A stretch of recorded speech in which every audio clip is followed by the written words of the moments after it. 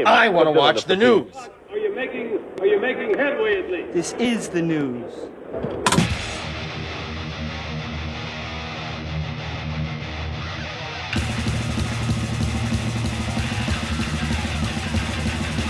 Smack-a-ma-gob, it's time for the only news that matters.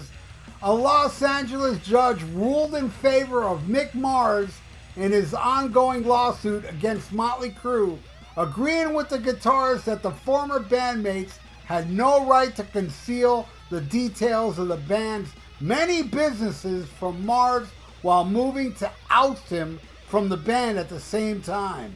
Mötley Crüe's stance on Mars claimed that a lawsuit was the only option left for the guitarist. The judge said in a new ruling obtained by Rolling Stone. Moreover, the judge noted that after the firing, the band took 8 months to make a final sizable document to Mars last month. The request was not burdensome, yet Mars was compelled to file suit, and it appears plain that production would not have occurred without it.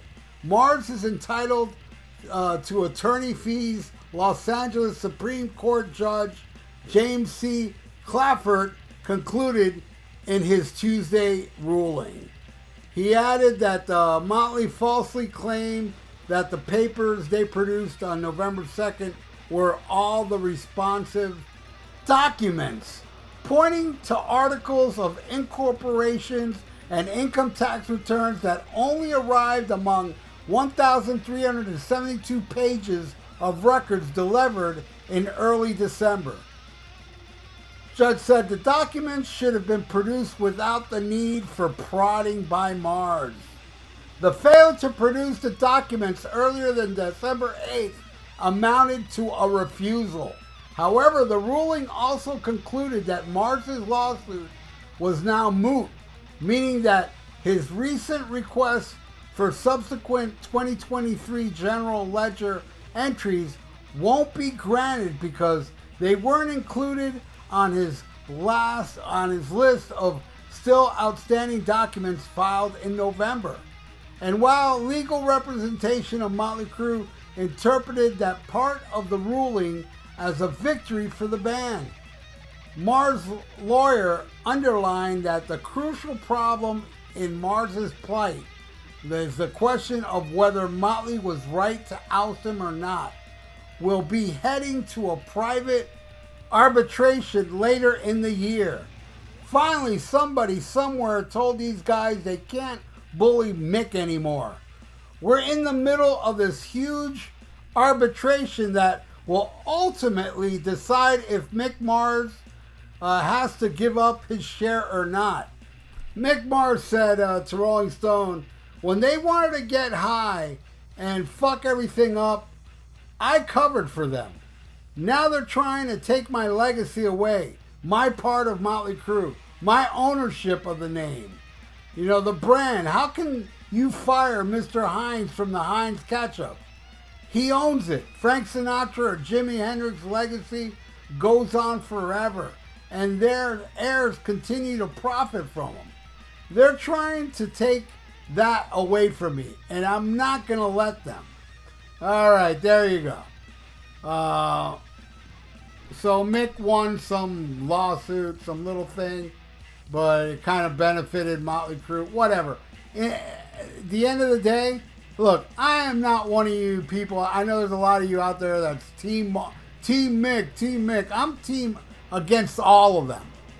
But at the same time, there's no reason Mick Mars shouldn't get 25% of what they're doing out there on the road.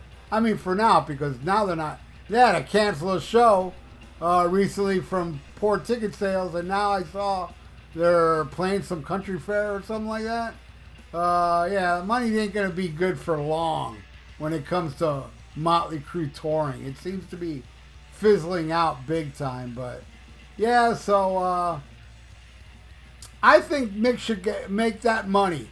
You know, that money that's pretty much all lies because of the farewell tour, where Mick said, if we ever get back together, I will buy everybody a ticket. Everybody seems to forget that or give him a pass for that. For me, it makes him just as guilty as the other three. You know? Yeah, maybe he is the coolest out of the four, but at the same time, he still lied for money, just like the other three did. Yet, Mick Mars gets a pass, but the other three don't, because, you know, they're doing it all for money, which they are. I mean, Mötley Crüe, I'd say the only person on stage that likes that music is Vince Neil. Mick Mars don't like playing that crap anymore. Tommy even made it vocal how he doesn't want to play those Mötley Crüe songs when he tried to get all hip-hop and solo and shit. And Nikki Sixx, you know he doesn't like it. He wanted to break up Mötley Crüe because he thought 6 a.m. was going to be a huge hit. And then when he saw that shit didn't live up to what he wanted to happen, yeah, he uses the Netflix documentary The Dirt to start this bullshit reunion thing after the bullshit signing a contract. We're never going to go out there again. And then they even made it, you know, they went back on it even again after, with Mick Mars not there, because it's supposed to be all four original members out there playing. And now they even went back on that, you know, because there was a speculation thing on there that, you know, Mötley Crüe cannot perform out there without all four original members, but they are not, because we're signing a contract that we're not coming back. But if we do come back, it's going to be the original four. Well, it was for a little while, but now it's not. So they went back on that as well. You know, Mötley Crüe, and it's a cool song. I really dig it. Off the album New Tattoo, they have a song called Fake. And that song is so honest about how they are. You know, they even talk about, you know, porno stars and starlets and all. And, you know, they said, I'm fake just like you. They are. They're epitome of fake, Mötley Crüe. I mean, you know, there was a lot of fakeness in Hollywood, and that's where they come from. So, yeah, you know, the novelty of John 5 joining the band kind of, you know, fizzled out quick, because it doesn't matter who you're going to get on guitar in that band. You're going to have Vince Neil up there, like, you know, just butchering songs. And we've already heard how Nikki Sixx ain't even playing live. And Tommy Lee was caught also not playing live. I mean, how insane is that? Even the drummer has tapes, you know? I was offered a free ticket. It played down here in Miami, you know, the stadium tour with Poison. And I was like, there's no way I would go see that. You know, I'm not a fan of Poison. I'm not a fan of 9-armed Def Leppard. I love 10-armed Def Leppard.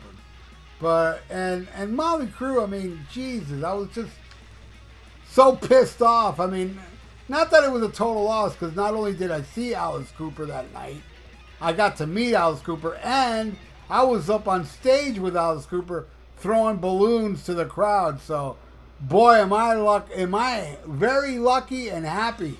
I went to the final Mötley Crüe show, and Alice Cooper just blew them away badly. But I will say, Mötley Crüe had an awesome stage show. The fire and bombs and stuff, I thought it was better than any Kiss show I ever saw. It was amazing, the show. But as far as performance goes, they sucked. And I hated Tommy Lee's little roller coaster bullshit.